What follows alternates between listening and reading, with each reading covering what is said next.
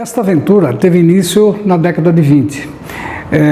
Leônidas Borges de Oliveira, um tenente da reserva do nosso Exército Brasileiro, montou um projeto que já era sonho de todos os países das Três Américas, dos 15 países das Três Américas.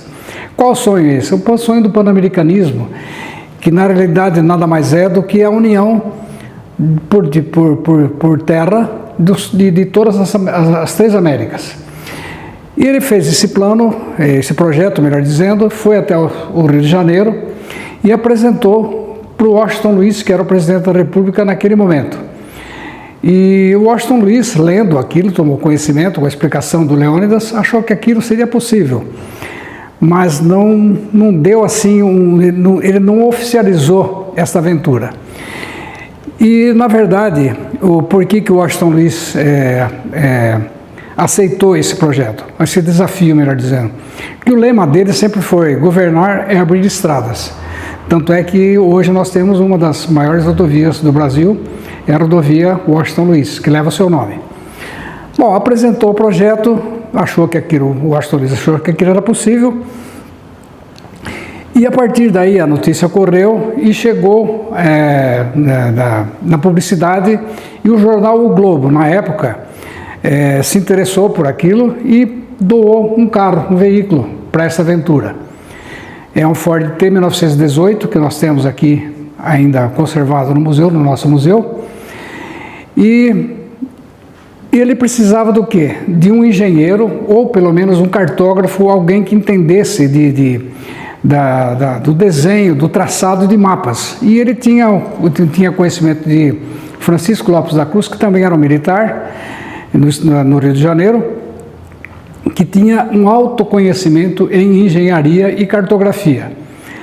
Ele não tinha formação, mas ele sabia trabalhar com teodolito, com sextante, com bússola, e esses são os instrumentos que eram usados na época para fazer o traçado da rodovia, que era o maior interesse. Explicou para o Francisco também aceitou e ficou aguardando ele em São Paulo.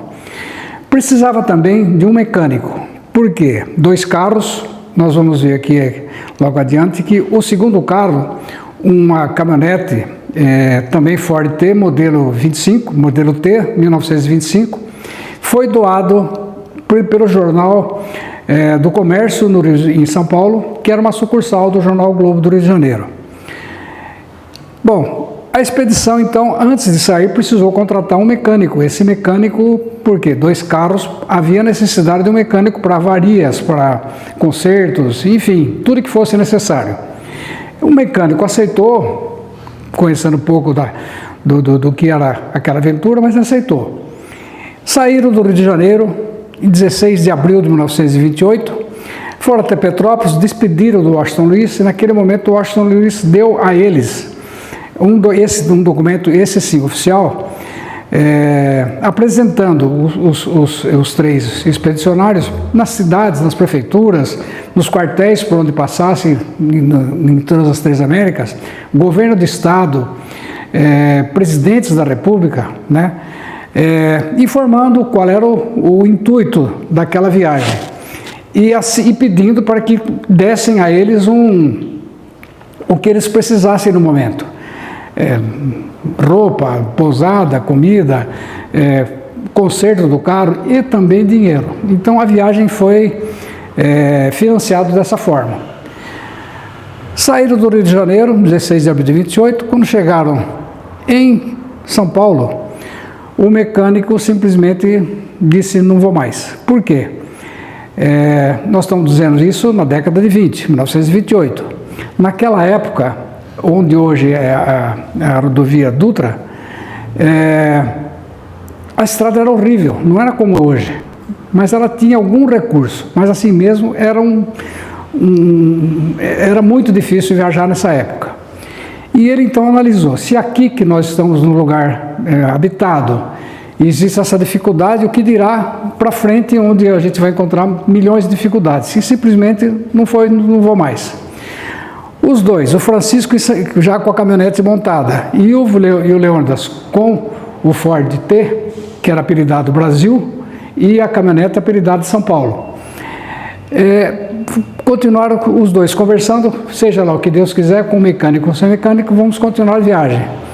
E a partir daí, saiu de São Paulo, os dois veículos, e chegaram até a cidade de Descalvado, que foi o primeiro local onde eles tiveram a parada, depois de São Paulo. Por quê? Em Descalvado morava os familiares do Leônidas, e ele passou por ali para despedir da família, dos pais, amigos, etc. Saíram de Descalvado, a viagem continuando, os dois, passaram por onde depois, por cidades, por exemplo, como São Carlos, Araraquara, Ribeirão Bonito, Boa Esperança do Sul, Bocaina, Jaú, e só foram parar onde? Em Pederneiras. E tem um sentido. Por que de Pederneiras é o que nós vamos ver agora. O mecânico Mário Fava, que é o mecânico, o grande herói, um dos grandes heróis dessa viagem, era filho de imigrantes italianos que moravam aqui em Bariri. Os seus pais, quando vieram da Itália, no final da década de 10, ou até no princípio talvez, comprou em Bariri uma boa gleba de terra beirando o córrego do Sapé. É uma chácara bastante grande. Por que ele queria beirando o rio? Porque ali ele construiu um moinho para produzir fubá e também uma beneficiadora de arroz. O italiano ele tinha a cabeça, porque alimento todo mundo precisa, e fubá, e derivados do milho. E o arroz beneficiado era coisa que venderia sempre. E montou exatamente por causa do Ribeirão do Sapé. O Ribeirão do Sapé movia uma roda d'água que movia o moinho e a beneficiadora. Mário Fava é um dos 10 filhos desse casal. E desde muito pequeno ele se interessou por aquela mecânica, embora muito rústica, mas era o que tinha de melhor para aquela época. Ele se interessou por aquilo e ele já veio pronto, ele veio gostando do que ele fez no futuro, do que ele seria no futuro. E dos 10 irmãos do Mário, uma das irmãs dele casou-se com um mecânico que tinha uma oficina em Pederneiras. Esse mecânico veio a falecer, a irmã se comunicou com o Mário, sabendo do gosto dele por mecânica, e propôs a ele: Mário, vem me ajudar a tocar a oficina, porque sozinha ela não tinha condições. E o Mário aceitou e saiu então de Bariri e foi para Pederneiras. Chegando em Pederneiras, ele começou a trabalhar na oficina da irmã, que também dava assistência para os veículos da prefeitura e outras coisas mais. Enfim, naquele momento em Pederneiras, ele teve acesso a uma revista, e nessa revista tinha uma matéria falando sobre Thomas Alva Edison, o inventor da lâmpada incandescente. Ele se encantou com aquela entrevista e disse para ele mesmo: um dia a energia elétrica vai movimentar todas as indústrias, vai movimentar o mundo e também os automóveis. E ele disse para ele mesmo naquele momento: um dia eu vou aos Estados Unidos conhecer aquele país e quero conhecer o inventor da lâmpada também. E ele jogou esse sonho para o universo. Ele não percebeu, mas naquele momento a lâmpada daquela reportagem acendeu dentro dele o sonho. Qual sonho? Conhecer os Estados Unidos e conhecer o inventor da lâmpada, o Thomas Edison. Foi o desejo que brotou no coração dele. E essa lâmpada o acompanhou nos 10 anos daí para frente, como nós vamos ver na história. E lá em Pederneiras, conversando com os amigos, com o pessoal da oficina, ele sempre dizia: um dia eu vou para os Estados Unidos. E as pessoas faziam gozação sobre aquilo, né? Porque é o bullying de hoje. E eu começaram a chamar de louco. O louco do Mário disse que vai para os Estados Unidos, ele é louco. E na verdade o Mário não sabia, ele imaginava na juventude dele que, morando em Bariri, uma cidade pequena, assim como Pederneiras também, ele imaginava que para os Estados Unidos era uma coisa fácil, era virando a curva da primeira estrada, ele estaria chegando ali. E não era bem assim. E por isso que ele era chamado de louco. E ele foi chamado de louco até quando ele faleceu, aos quase 93 anos de idade. Mas enfim, ele nunca deixou de sonhar. Bom, vamos voltar na viagem. Os dois que saíram, chegaram de Descalvado e pararam em Pederneiras, passaram em tantas outras cidades, mas foram parar em Pederneiras. Eu sempre digo que há algo isso de muito espiritual. Não existem assim muita coincidência. Para Deus e para o universo não existe coincidência. As coisas foram sendo construídas para que ele chegasse aqui naquele fim. E eu estou dizendo isso porque eles poderiam ter parado em qualquer uma daquelas cidades que eu disse. Não foram parar em Pederneiras. O Mário, o cunhado, teve que falecer, ele mudou-se para Pederneiras. Exatamente, nós temos que ligar esses pontos, né? Tanto da viagem, do local de parada, quanto do desejo do Mário. E os dois, então, foram em Pederneiras, estavam na prefeitura, conversando com o prefeito da época, e dizendo para ele do intuito, do que eles estavam fazendo. E as portas do gabinete aberto, pessoas ali por fora, e de repente um dos, ou Francisco ou Leônidas, disse para o prefeito: nós vamos para os Estados Unidos. E uma pessoa que estava fora ali do gabinete ouviu: nós vamos para os Estados Unidos. E disse, e pensou assim: esses dois loucos são como o Mário, dizendo que vão para os Estados Unidos. E saiu dali do gabinete e correu na oficina e avisou o Mário. Imediatamente, o jovem, com 21 anos, com aquele desejo enorme, ele largou tudo que estava fazendo e correu na prefeitura. Entrou no gabinete e se apresentou. E disse o seguinte: eu estou sabendo que vocês vão para os Estados Unidos, eu também quero ir. Aí os dois olharam para ele e disseram: mas o que é que você faz? Ele falou: eu sou mecânico. Então, aí formou-se realmente o trio que fez essa grande aventura. O Mário foi sem saber de nada. Durante a viagem, que eles foram contando qual era o intuito da viagem, né? E ele tomou conhecimento nesse momento, mas ele pouco se importava, ele queria ir para os Estados Unidos. E assim foi. Fez lá uma malinha de ferramentas e saíram. De Pederneiras, o primeiro lugar que eles pousaram foi Bauru. Bauru já era uma cidade mais desenvolvida. Se hospedaram num hotel e à noite saíram para jantar, e quando voltaram o hotel tinha sido assaltado. Esse foi um dos primeiros impedimentos que eles tiveram na viagem. Roubaram tudo que eles tinham, mas no dia seguinte, de posse daquela carta que eu disse do Washington Luiz, eles foram até o prefeito de Bauru, apresentaram, o prefeito compreendeu, repôs tudo que eles perderam, inclusive uma boa soma em dinheiro. Então, para evitar o problema de atravessar o Pantanal e também de encontrar essa guerrilha e poderem ser assassinados, resolveram descer.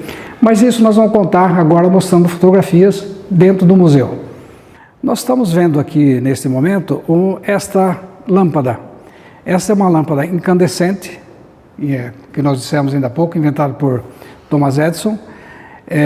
Nós colocamos essa lâmpada aqui dentro desse painel para mostrar para as crianças e para todos os visitantes aquela colocação que nós fizemos anteriormente. E esta lâmpada que acendeu o sonho do Mário de conhecer os Estados Unidos e Thomas Edison.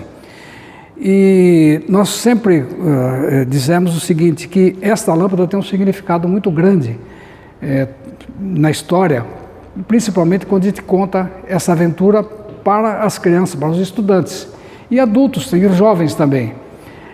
Essa lâmpada acendeu dentro dele um sonho e ele não desprezou esse sonho e o fez e o conduziu para que ele realizasse aquele desejo que ele tinha. O que é que nós passamos então para os estudantes, para as crianças, para os jovens? Que quando se tem um sonho, não podemos deixar ele morrer, principalmente se for um sonho que vai beneficiar um grande número de pessoas. Então, se tem um sonho, eu tenho um sonho de ser engenheiro, de ser médico, ser dentista, seja lá o que for, mantenha esse sonho, não se preocupe com aquilo que você está passando no momento, e só pensando na impossibilidade. Nós temos que jogar esse sonho para o universo, e um dia, esse universo vai conspirar para fazer com que você consiga chegar nesse sonho. Então, essa é a mensagem principal que nós passamos para os estudantes. Então, esta lâmpada tem esse significado. Aqui nós temos uma caixa de ferramentas para mostrar que com poucas ferramentas se desmontava esse carro. Como nós vamos ver, era um carro que não tinha muitas coisas para serem consertadas e desmontadas. Bastavam poucas ferramentas simples como essas para que esse carro fosse consertado e até desmontado, como nós vamos ver mais para frente. Nós podemos observar aqui a propaganda da oficina onde o Mário trabalhou em Pederneiras, também um manual do Ford de 1919, e tudo original, e moedas e dinheiros da época. Nós temos aqui notas de R$1000 e as moedas correspondentes também ao que se usava naquele momento da história. Depois aqui nós temos, como nós dissemos ainda há pouco, eles precisavam de instrumentos para que fizessem o traçado da estrada. Então, o Francisco, como tinha esse conhecimento, ele usava o teodolito, nós vamos ver depois o sextante e também a bússola, para fazer o traçado. É bom que se diga que do Rio de Janeiro até chegar em Nova York, nos Estados Unidos, eles percorreram aproximadamente 28 mil quilômetros. E desses 28 mil quilômetros, 11 mil eles tiveram que fazer o traçado e abrir como se fosse uma estrada mesmo. Porque em cima dessa abertura é que depois a rodovia foi construída definitivamente. Então, quase a metade dos 28 mil quilômetros, eles tiveram que abrir e fazer o traçado. Saindo de Pederneiras, eles foram, a primeira cidade que eles pararam foi em Bauru. E se hospedaram no hotel e à noite saíram para jantar, enfim. E quando voltaram na madrugada, ficaram sabendo que o hotel tinha sido assaltado. E naquele momento, os assaltantes foram roubaram tudo que eles tinham, inclusive dinheiro, roupas, etc. Saíram de Bauru, a viagem teve retorno então, e quando chegaram na cidade de Ponta Porã, ali no Pantanal, ocorreu um fato assim, de muito perigo, que o Mário correu o risco de perder a vida. Nós podemos ver por esta foto aqui.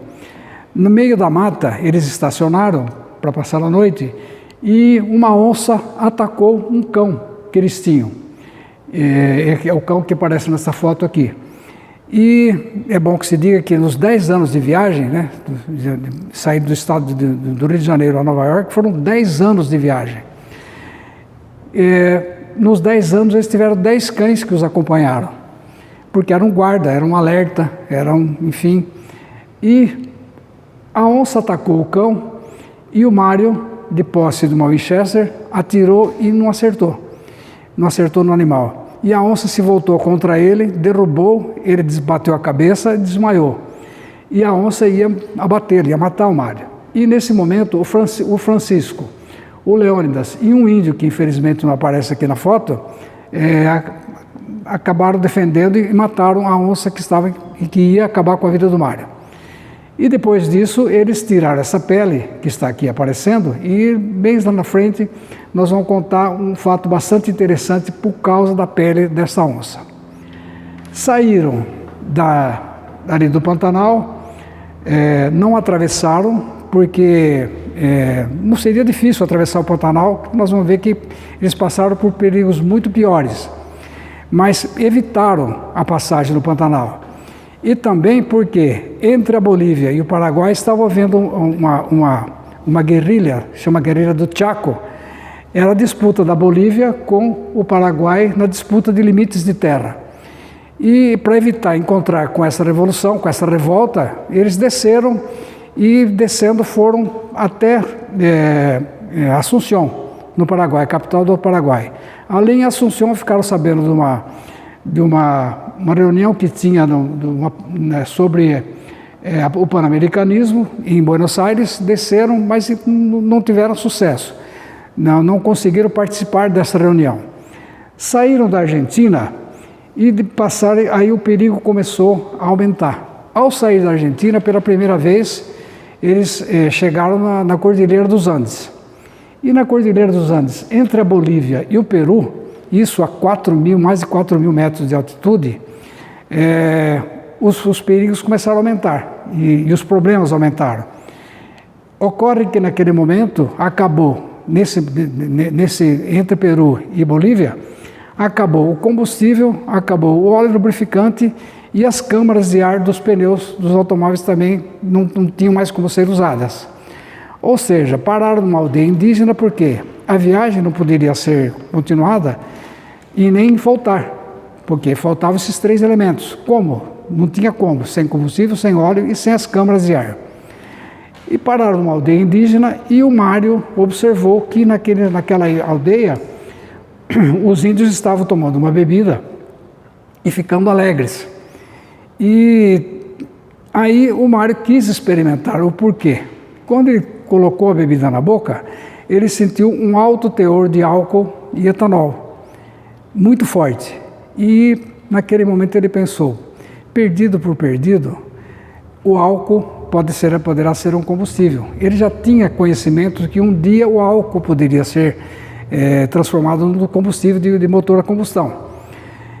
E o que ele fez? Essa bebida chama-se chicha, até hoje ela é consumida pelos indígenas, pelos povos dos países sul-americanos, de alguns países, né? E é uma bebida igual à nossa cachaça. A nossa cachaça é feita a partir da fermentação da cana-de-açúcar. E a chicha, como ela é conhecida, é o nome dela, é feita a partir da fermentação do milho preto. Enfim, ele colocou então a chicha misturada com um pouco de querosene, colocou no motor do carro, no carburador, girou a manivela e o motor funcionou. Ou seja, resolveu o problema de combustível, porque do ponto quando eles estavam até a 400 quilômetros depois, onde eles foram achar os 3 elementos, todas as aldeias indígenas eram tipo um posto de combustível, porque todas elas faziam essa mesma bebida. E essa bebida também servia para aquecê-los, por causa da altura, do frio que tinha. Também vale ressaltar, falando de frio, que naquela altitude eles sempre esvaziavam os radiadores dos 2 veículos, porque se deixasse no radiador, congelava e estourava tudo. Então tirava toda a água, colocava no depósito, no dia seguinte estava tudo congelado, ferve de novo, retorna ao líquido e coloca novamente. E como resolver o problema do óleo combustível, do óleo lubrificante? Abateram porco do mato, lhama, tiraram a banha, a gordura, derreteram, misturaram também com querosene, colocaram no cárter e o motor desse valente carro também funcionou. Enfim, e as câmaras de ar? Câmara de ar, eles encheram com mato, com areia e foram tocando. A partir daí, o carro que já não tinha tanta segurança, né, passou a ficar mais frágil ainda. Por quê? Por falta das câmaras de ar. E foi aí que aconteceram os 2 piores acidentes com esses veículos. Uma certa altura, o Mário dirigindo a caminhonete despencou num dos despenhadeiro e o Leônidas anota no seu diário de viagem, porque o diário foi sendo escrito desde o princípio, quando saíram na viagem. Ele anota no diário que um despenhadeiro teria pouco mais, ou tinha aproximadamente 500 metros de profundidade. E o carro foi caindo, e o Mário dirigindo a caminhonete, e essa caminhonete acabou se enroscando na forquilha de uma das árvores e ficou ali parado. O Mário quase perdeu a vida, tudo que tinha dentro da caminhonete foi morro abaixo, e só se salvaram porque os índios, mais uma vez os índios, é bom que se diga sempre, que os índios sempre foram muito amigos, né? Sempre colaboraram demais com a viagem todinha. Nós vamos ver outros acontecimentos mais para frente. Eles foram extremamente importantes. Se não fossem eles, em pelo menos 6 ocasiões, a viagem não teria sido possível. E os índios então içaram a caminhonete, puxaram para a terra firme, teve que consertar o carro, o Mário teve que se recuperar porque ele quase morreu e a viagem prosseguiu. Depois desse acidente, partiram de onde estavam e passaram pelo Peru, Bolívia, Equador e chegaram na Colômbia. E na Colômbia nós precisamos destacar que era a primeira vez que eles estavam atravessando a floresta amazônica. E nós podemos imaginar, se hoje é uma viagem difícil passar pelas matas amazônicas, imagine naquele tempo, muito pior, ainda mais com 2 veículos que era praticamente uma charrete com motor. Enfim, Eles ficaram perdidos na floresta amazônica por 4 meses. Já estavam sem comida, falta de água, só bebendo água podre dos rios e praticamente iam morrer. Eles ficaram perdidos, não conseguiam sair. 4 meses dessa forma. E o Leônidas destaca numa das suas anotações que, abre aspas, ele disse o seguinte, que desta aventura, desta viagem, só nos resta a última aventura, que é a morte. Porque ele descreve que ele olhava nos seus braços e nos braços dos companheiros, ele não conseguia enxergar pele, era tudo coberto por insetos, vários tipos de insetos que estavam sugando deles a pouca energia que eles já não tinham. Mais uma vez, eles já supondo que iriam morrer, mais uma vez os índios os encontraram ali perdidos. Os resgataram para uma fazenda que tinha ali, não tão próximo, e ali ficaram um bom tempo, se recuperando da saúde, recuperando os carros, para depois prosseguir a viagem. Nós gostaríamos de mostrar também uma foto, e que essa foto é bastante importante, que mostra como que eram abertos os trechos onde não havia estrada. Aqui nós podemos notar essa abertura, muitas pessoas trabalhando. Este aqui é o veículo, provavelmente é o Brasil, dirigindo aqui pelo Francisco, talvez, e sendo puxado por bois com corrente.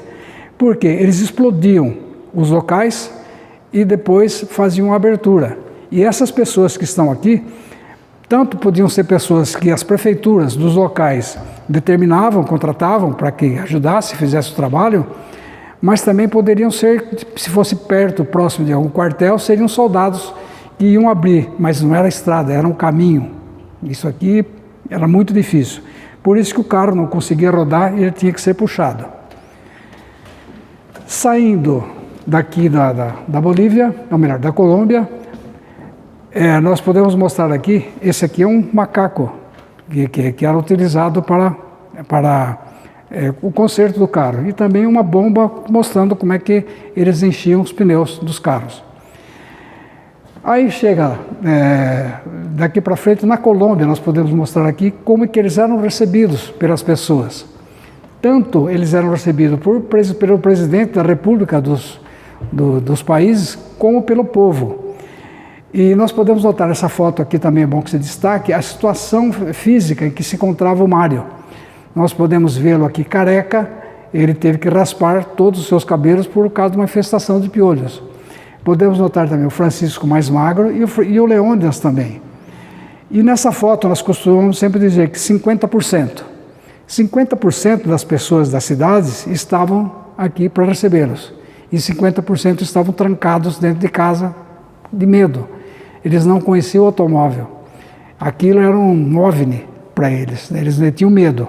Então, uma parte da cidade os recebia e a outra parte ficava dentro de casa por causa de medo. Mais adiante, já chegando no Panamá, nós podemos ver aqui, mais uma vez, eles sendo recebidos pelas maiores autoridades daquele país. E foi aqui, nesse momento, que eles passaram também pelo canal do Panamá, que ainda estava em construção. E ali encontraram uma delegação brasileira que ia indo para os Estados Unidos para disputar os Jogos Olímpicos daquele ano. Um dos momentos mais difíceis da viagem foi a travessia de um pântano. E esse pântano existe até hoje, ele tem aproximadamente 90 quilômetros de extensão e intransponível. Ainda hoje intransponível porque ainda não foi feita uma rodovia ali. Hoje, com a engenharia moderna, com certeza seria possível a construção. Mas naquela época não era possível. Não existia estrada e não existia navios para atravessarem. E eles tinham que continuar a viagem. O único recurso encontrado foi o quê? Desmontar os 2 veículos totalmente, colocados as peças, as partes em cima de lombo de animais, algumas pessoas mesmo carregando em placas de madeira, empurrando 90 quilômetros até ultrapassarem esses 90 quilômetros, descarrega e monta novamente. Esse foi também um dos momentos mais difíceis de toda essa aventura. Nós queremos destacar nesse local, o Mário também foi criança, e como criança ele brincou muito. E uma das coisas que ele fazia era caçar com estilingue, caçar com essa aqui é uma arapuca. É um apetrecho que caçava passarinhos na época, né? E o Mário também foi criança, jogava futebol descalço, nadava no rio, enfim. Nós colocamos isso aqui exatamente para mostrar que o Mário também foi uma criança, né? E ele brincava assim como todas as crianças de hoje brincam. Quando chegaram na Costa Rica, nós sempre observamos essa foto, todo mundo, todas as pessoas, as grandes autoridades, as pessoas mais importantes da cidade iam recebê-los. Nós destacamos aqui que está o Mário com seus amigos. E isso aqui na Costa Rica. Aqui na Costa Rica, já na América Central, aliás, a partir do Panamá, um fato bastante interessante com respeito à pele daquela onça que nós dissemos lá atrás. Quando chegou na Costa Rica, num trecho da estrada, eles estavam com um calor muito forte e resolveram tomar um banho numa lagoa que havia numa estrada. E depois que se banharam, inadvertidamente, foi sentar-se no barranco para se secar. Ele sentou muito próximo a uma serpente. E essa serpente o picou no joelho, próximo ao joelho esquerdo, direito. E o Mário estava próximo dele, pegou a cobra com a mão e acabou abatendo a serpente. E aí foram curar, tentar, e sugou o sangue dali. Isso o Mário fez. Sugou o veneno, né, para não deixar o veneno entrar em circulação. Mas um índio que os acompanhava naquele momento disse o seguinte: ele vai morrer porque essa cobra, essa serpente é a serpente mais venenosa que nós temos aqui nessa região. E não tinha nada ali por perto, não existia hospital, não tinha posto de saúde, não tinha nada, nem medicamento para socorrê-lo. Mas o índio se lembrou que muito próximo dali, não tão próximo, existia uma aldeia indígena. E ali nessa aldeia existia uma pajé, uma mulher, era a mais idosa da aldeia, e ela conhecia todas a medicina antiga dos índios, né, os conhecimentos, e religião, dança, toda a espiritualidade que existia dos índios, essa senhora, essa pajé conhecia. Então eles levaram para ver se ela curava o Mário, o Francisco daquela picada. Quando chegou, explicaram para ela, ela fez lá uma pagelança, remédios, sei lá, e fez algum curativo. E enquanto ela estava curando o Francisco, ela olhou e viu que um dos veículos estava coberto pela pele da onça. Quando ela viu aquilo, ela virou para o Francisco e disse: quem matou o tigre? Por que tigre? Que para os índios era tigre, não a onça. E o tigre era um animal protetor das florestas, da vida, da selva. Para eles era um animal considerado um animal sagrado. E ela, quando viu aquela pele, perguntou para ele: quem matou? E o Francisco falou: fui eu quem matei, senão ele ia matar o Mário. E ela disse: então está explicado. Você matou o tigre, mas não matou o espírito do tigre. E o espírito do tigre está te perseguindo para se vingar da morte. E a partir daí ela fez uma oração, uma dança, uma pagelança, como se diz, e disse para ele: agora você está livre, você pode prosseguir a sua viagem, que você não vai ser mais molestado. O espírito do tigre já se afastou. Aqui na traseira do automóvel tem algo que chama bastante atenção. É o para-brisa traseiro. Nós podemos observar aqui que é um furo.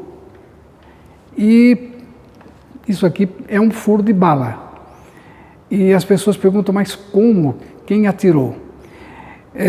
Nós não sabemos quem foi nem por que deu também o tiro. Enfim, mas o carro está com essa capota, com essa carenagem, porque ele foi totalmente reformado no México, como nós vamos ver daqui a pouco. E este furo aqui, porque quando eles chegaram no México, melhor dizendo já, o presidente do México resolveu reformar os dois carros. E eles ficaram no México mais de 2 anos, por causa da viagem também e por causa da reforma dos carros. E foi lá que foi colocada essa carenagem totalmente de aço. Porque normalmente a capota do Ford T até 1930 era de capota de lona. Mas ele colocou uma capota de aço, que era a partir de 31. Eles chegaram no México em 34, se não me engano. e foi colocada essa capota. E então, junto com esse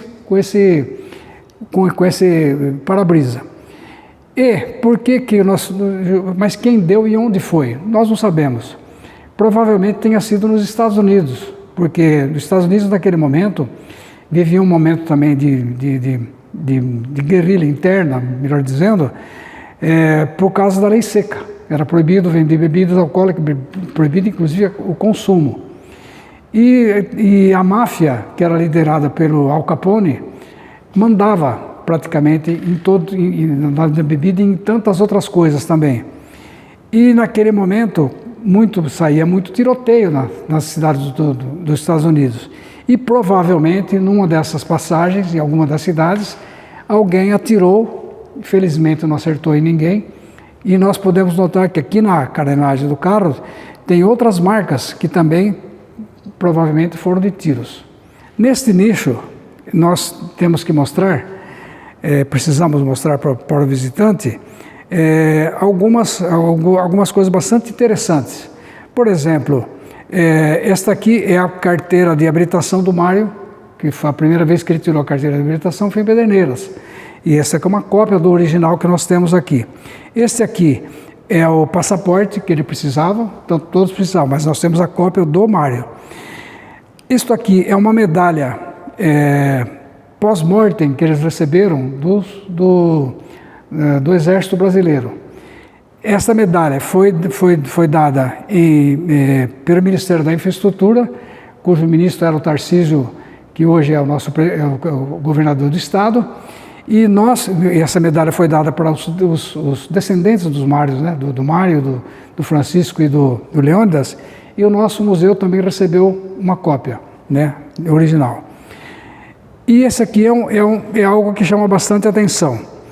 Isto aqui, como eu disse ainda há pouco, os Estados Unidos viviam um momento de conturbado. E Eliot Ness, que é considerado até hoje um dos maiores heróis dos Estados Unidos, foi quem conseguiu, inclusive prendeu Al Capone e praticamente pôr um ponto final por algum tempo na máfia nos Estados Unidos. Então ele até hoje é um dos maiores heróis considerados nos Estados Unidos. E foi ele quem assinou essa autorização para que o Mário pudesse dirigir nos Estados Unidos. A gente sempre destaca para mostrar que com quais pessoas, com quantas autoridades e com quem esses três heróis tiveram contato. Então essa é uma cópia do original. Aqui, o ano passado nós tivemos uma visita muito importante no museu, que era o MG Club, que nos visitou com carros antigos, e eles, em homenagem ao nosso museu, nos doaram esse objeto. Isto aqui também é uma medalha, que é a medalha 16 de junho, que foi dada ao Mário, que infelizmente acabou não recebendo, porque ele faleceu logo em seguida. É a maior condecoração que o município dá para um cidadão. É a medalha 16 de junho. E esse aqui é um troféu também, foi o primeiro troféu que recebeu depois da viagem, feito pelo BMW Motoclube lá do Rio de Janeiro. Então esse nicho a gente mostra esses objetos que são extremamente importantes para a nossa coleção. Como nós dissemos ainda há pouco, eles tiveram contato com pessoas, com personalidades muito importantes da história, inclusive. Quando eles chegaram na Nicarágua, eles foram se hospedaram num quartel. E lá nesse quartel, também por muita coincidência, estava hospedado este senhor aqui, desta foto, que se chamava Augusto Sandino. Augusto Sandino foi um grande revolucionário na Nicarágua.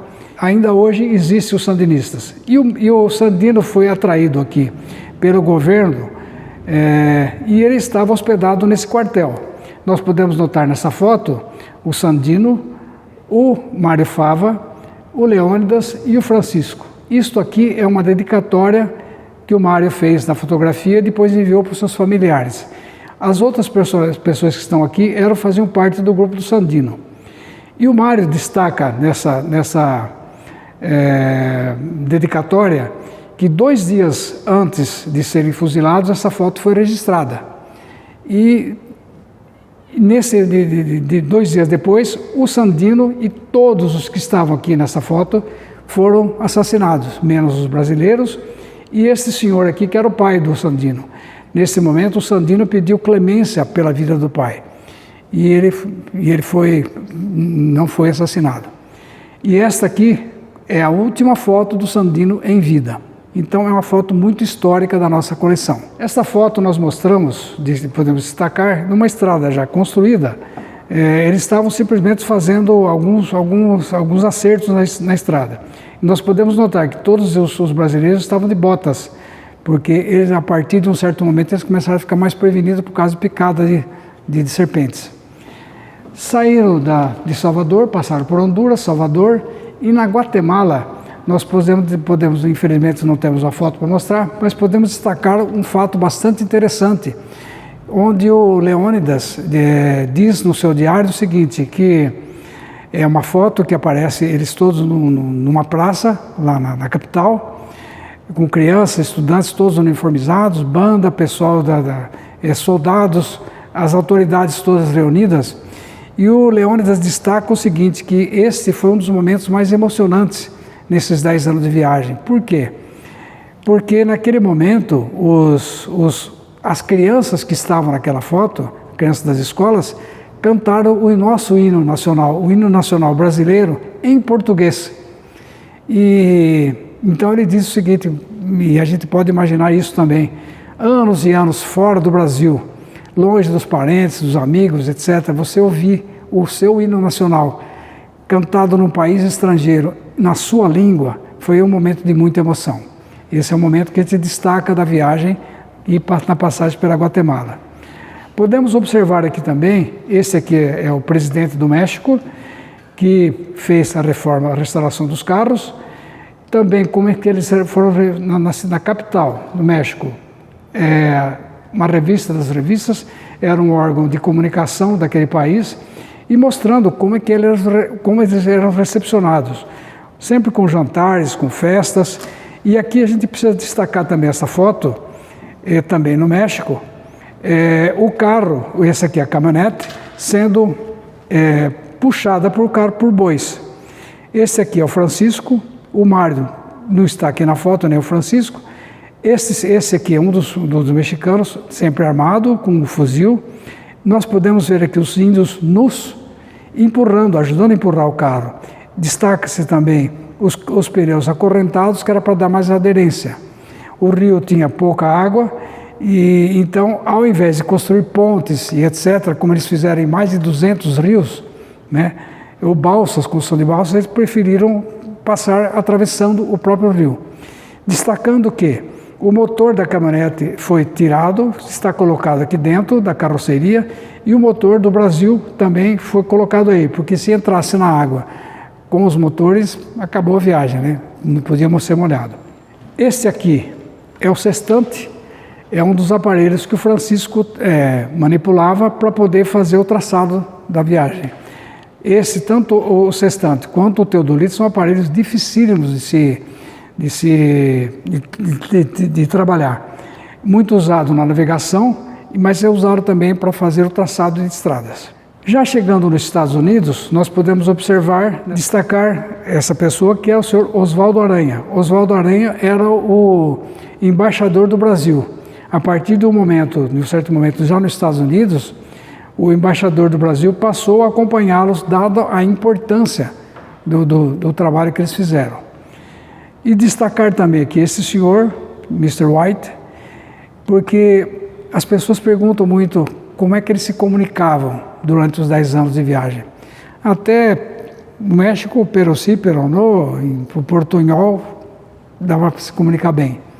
Mas nos Estados Unidos, nenhum dos três nem falava e nem entendia o inglês. Então eles tiveram que contratar um intérprete e tradutor, que era o Sr. White, que nós vamos ver em outras fotos também. Aqui, na cidade de Akron, em Ohio, a Goodyear, a série da Goodyear, os recepcionou. E nós podemos observar aqui nesta foto como eles já estavam com outra disposição, mais bem vestidos, com a saúde em alta.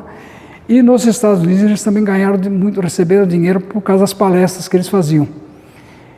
E Daqui de Akron, nós vamos para esta foto, que é em frente à National Geographic Society. É uma empresa de comunicação que existe até hoje, e toda a diretoria fez questão de chegar nas escadarias para tirar a fotografia com nossos 3 heróis. A gente sempre diz que a importância que foi o traçado e a construção dessa rodovia. Então as pessoas se sentiam honradas em estar tirando foto com eles. Esta foto talvez seja a foto mais importante do museu, juntamente com uma outra que nós vamos ver aqui logo em seguida. Esta foto é em Detroit, em frente à fábrica da Ford, nos Estados Unidos.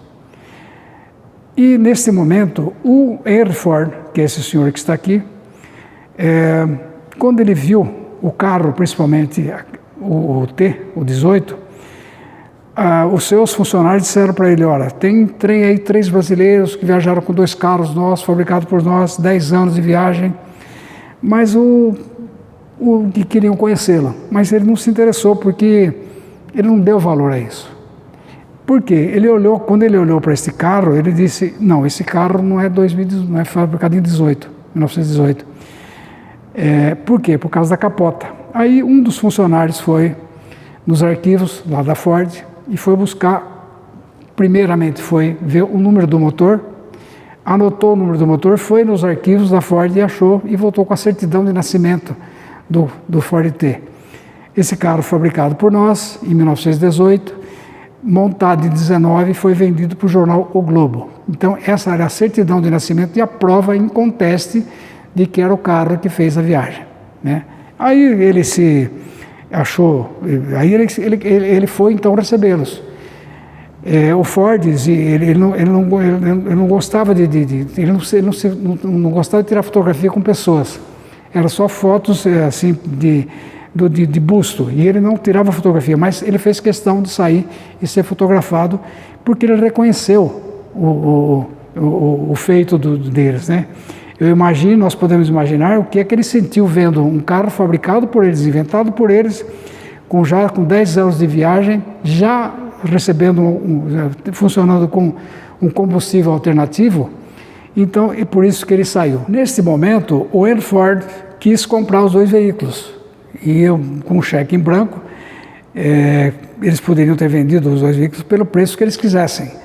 Mas o Leônidas respondeu a ele: não, esses veículos pertencem ao povo brasileiro. E foi assim que os outros veículos voltaram para o Brasil. Nesse momento também ele fez um elogio para o Mário, dizendo que ele era um dos melhores mecânicos que ele conhecia, por tudo que ele fez, né? Enfim, daqui nós vamos para a cidade de Nova York. Antes de ir para Washington, que era a capital do país, eles foram para Nova York. E aqui nós podemos ver Everybody Sing. Isso aqui é o título de um filme da época, um filme bastante importante, com os melhores artistas da época, e houve o lançamento. E eles foram convidados especiais para ir no lançamento, que era como se fosse um Oscar na época, né? E depois voltaram então para Washington. E em Washington foram recebidos pelo Roosevelt, Franklin Delano Roosevelt, que era o presidente dos Estados Unidos naquele momento. Daqui do homem mais rico do mundo, Henry Ford, para o homem mais importante do mundo naquele momento. Os Estados Unidos estavam se preparando para ingressar na Segunda Guerra Mundial, naquele momento. Vejam, nós sempre destacamos a importância que foi o traçado do mapa dessa rodovia, porque esse senhor, a gente imagina que naquele momento a intensidade, o quanto era difícil a agenda dele, o tempo, mas ele abriu um espaço naquele momento graças à interferência do Oswaldo Aranha e os recebeu. E nesse momento a foto registra o Leônidas entregando o mapa para o Roosevelt. E eu destaco do nosso Mário Fava, que está aqui, sempre lembrando que na infância o Mário, morando na Igrejinha, nasceu no bairro do Livramento, quando criança, correndo pelas estradas de terra, de chão batido, descalço, levantando poeira do chão, quando estava no calor, na época de seca, e também na época das chuvas, amassava o barro vermelho de Mariris, correndo pelos vãos dos dedos. jamais ele poderia imaginar que um dia aqueles mesmos pés que levantaram poeira e que amassaram o barro estariam pisando nos tapetes e no assoalho do salão mais importante do mundo naquele momento, o Salão Oval da capital dos Estados Unidos, que era o Salão Oval da Casa Branca. E aqui esse momento retrata o Leônidas entregando o mapa todinho pronto. Nós podemos destacar essa foto também, que é importante, foi logo depois dele ter sido recebido pelo Roosevelt.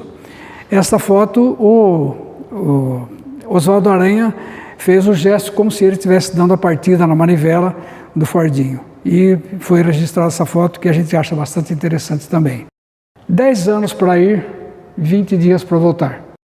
Tomaram um navio em Nova York, os 2 carros, e os 3 heróis, considerados heróis brasileiros. E aqui foram recepcionados então pelo presidente da República, o então Getúlio Vargas. Saíram com Washington Luiz em 28, chegaram nos Estados Unidos em 37, e aqui foram recebidos no Rio de Janeiro pelo presidente Getúlio Vargas.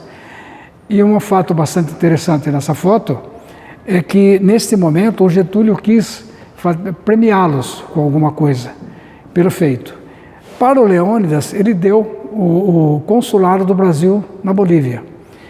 E, neste momento, também, ele queria dar o nome de algumas ruas na cidade do Rio de Janeiro com o nome deles. Mas foi proibido porque não poderiam ser homenageadas pessoas vivas. Então, ainda hoje existe a Rua Bariri, a Rua Travessa Descalvado e a Travessa Florianópolis. Travessa Descalvado pelo Leônidas, Travessa Florianópolis pelo Francisco. E o interessante é que na Rua Bariri, quem assiste televisão, principalmente nos Jogos do Rio de Janeiro, muitas vezes nós ouvimos assim: hoje no estádio Olaria, na Rua Bariri, o Olaria vai jogar com o Fluminense. Essa Rua Bariri, gente, é em homenagem ao nosso grande herói. Essas coisas nos emocionam. Então, a Rua Bariri, na cidade do Rio de Janeiro, é em honra ao nosso querido e o intrépido mecânico baririense Mário Fava. Nós, quando fizemos o museu, montamos o museu, nós tínhamos que homenagear o índio de alguma forma, porque nós destacamos aqui, em pelo menos 6 ocasiões, se não fossem os indígenas, esta viagem não teria sido possível. Então, nós fizemos destacamos esse painel exatamente para mostrar e para homenagear o índio. Aqui nós temos o índio sul-americano, os instrumentos que eles usavam, arco, flecha, e aqui nós temos o milho preto, que era feito a chicha. Esse aqui era um refresco que era feito também com milho preto, e a chicha, que é a cachaça dos índios. E, enfim, essa viagem terminou. Bom, encerrando essa nossa palestra, contando essa história, destacando que ela é considerada a maior aventura sobre rodas do homem na Terra, porque foram 10 anos com tantos perigos, né? E destacamos porque existem, a maior aventura do homem no espaço é a chegada do homem à Lua. E no mar nós temos diversos heróis, inclusive um deles é um brasileiro, Amir Klink, com 100 e tantos dias viajando sozinho num barco à vela. É considerado uma das maiores aventuras sobre rodas no mar, feita pelo Amir Klink. E essa nossa aqui, então, por terra não havia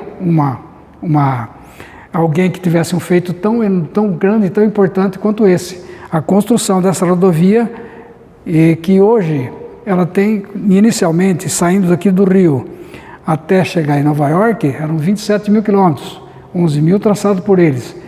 Essa rodovia vai, então, do Ushuaia e chegando até o Alasca. Ela possui hoje 48 mil quilômetros, considerada a maior rodovia do mundo. Esta, então, é o resultado desses 10 anos e do sacrifício desses 3 grandes heróis brasileiros.